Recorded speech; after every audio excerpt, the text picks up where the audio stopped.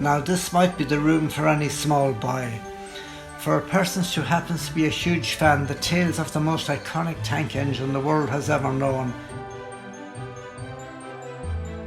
who's had remarkable adventures throughout the world. You've read the books, you've watched the series, for a world unlike any other that brought the imagination of generations of children in a fantasy world. For long these stories have been brought to life. In 1945 by the Reverend W. Awdry and his son named Christopher Awdry, who had created these remarkable stories throughout the years the world has ever loved, for an outstanding masterpiece. The world's most famous and most iconic blue tank engine called Thomas the Tank Engine. Thomas the Tank Engine?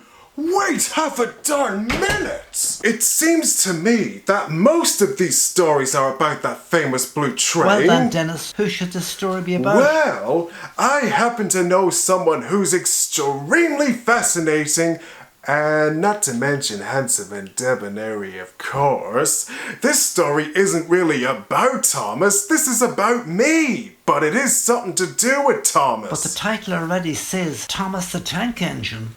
Well, come to think of it, let's just say it's about the both of us. This is where my adventure tells that I want to become a new Thomas and Friends remaker for my channel and recall my childhood just like the ones before me.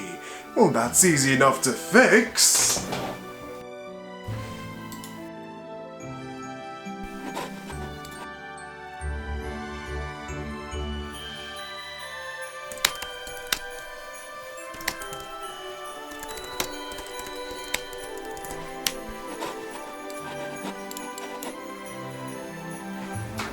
There! Now that's a wonderful title! And speaking of wonderful things, this is where I get to spend my time around here this Christmas holiday season, where my adventure really begins home alone! Do you know what this means? I can do whatever I want here! Home Alone, a Thomas and Friends Christmas special. This Christmas, share the wonder with your family.